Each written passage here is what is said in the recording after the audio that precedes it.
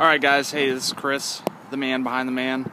We're here at 5031 LYMBAR, do our final walkthrough because we just completed the job. In just a little over 90 days, about 94 days, we did $110,000 or $20,000 in construction.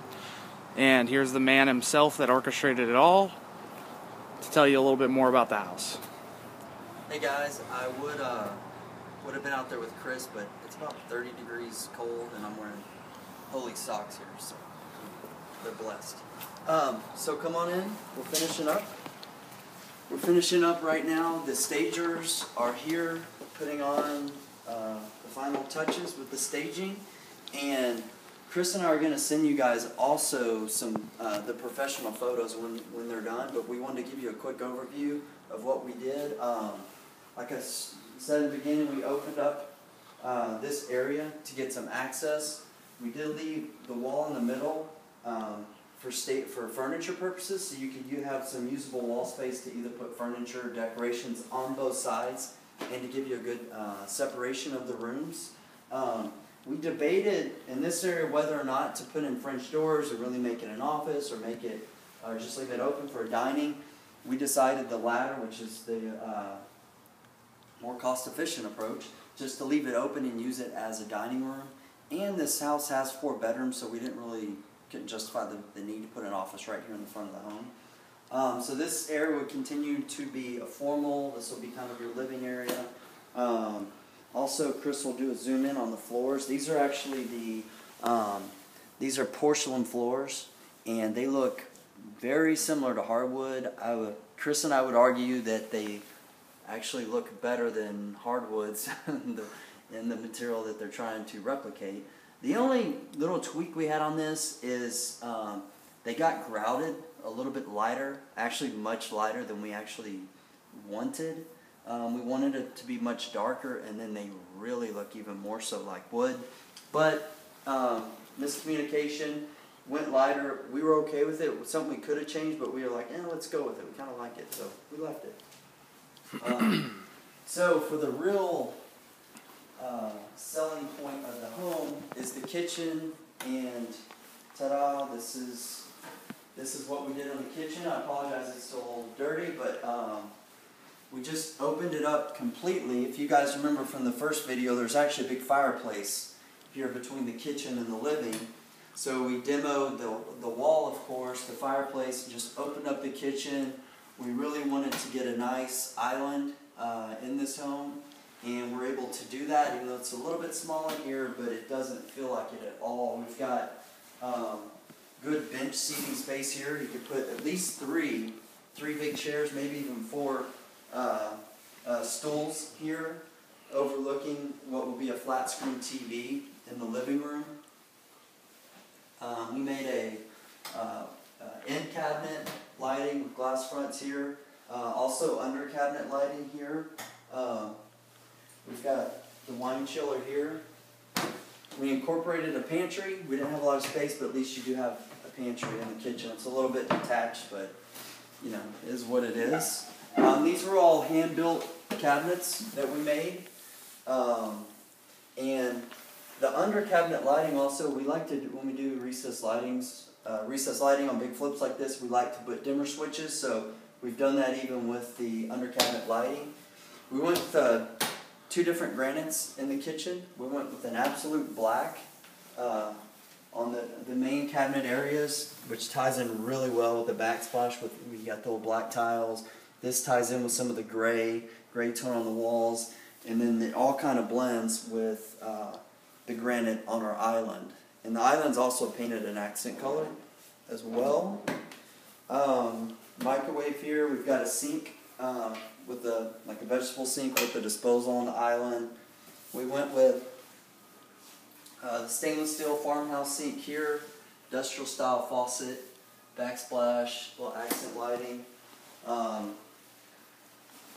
The drop down hood vent here, slide in range here, and that's our kitchen. We wrapped the hardwood floors into this area as well, just to kind of give it more flow. What else did we do? Let's see, standard utility room there. We installed a deck and stained a deck to the backyard. Also, Another thing that we did was this house is, as like a lot of areas in our city, in any big city, was there's a major street behind us, and there are standard vertical 6-foot pickets along the back fence. So what we did was we installed, I think they're 1x8s or 1x6s, I should say, horizontally all along the back of the fence. Actually 2x6s, all along the back fence horizontally. So you really you don't get any of the view of cars passing by. And actually, I think it helped out with the sound a little bit. So let me show you a couple of the bathrooms. This was actually a closet, and there's not a demo on that. This was a closet. We converted it to an art niche because we had 3 other hall closets. And another little note, all of our recess lighting is also LED lighting, so it's energy efficient. Just one other thing that we can market out to our potential buyers. Hall bathroom went with the absolute black granite, mirror trim, and just kind of, it's kind of a modern contemporary house, so we just went with the basic tub surround. We didn't want to get too fancy with any designs, but just nice and clean, clean look. Our accent is there is no accent. Yeah, that is the accent. Okay, so just kind of standard bedrooms with Frigé carpeting. We ran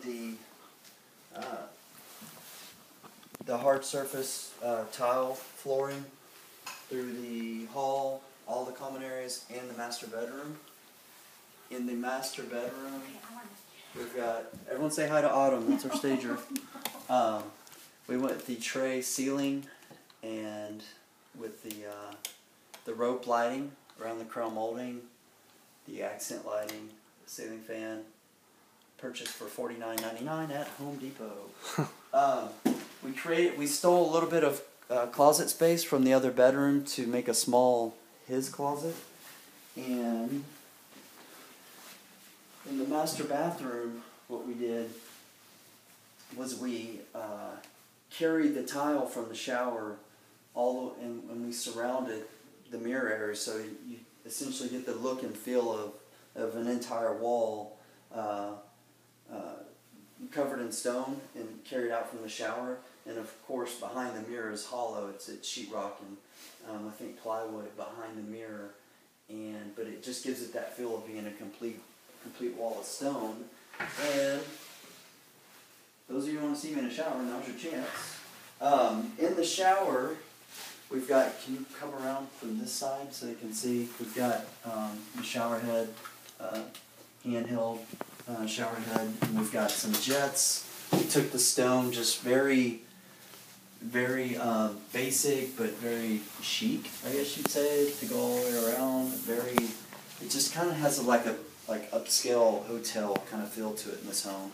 We went with the upgraded granite in here in the master bath, and so far the reviews for the bathrooms has been incredible. People love it, and that's the master closet, kind of her closet.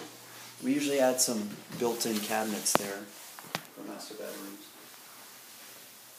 There's a small water closet.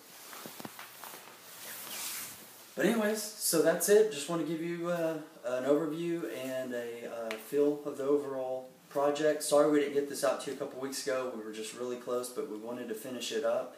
And I think from start to finish, we're a little over 100 days now. I believe we closed on November 4th, and right now it's February 11th. Something like that. Yeah, it's less than 100 days. Yeah. And keep in mind that we had about 2 weeks of that we were waiting on the foundation work to be done and inspected.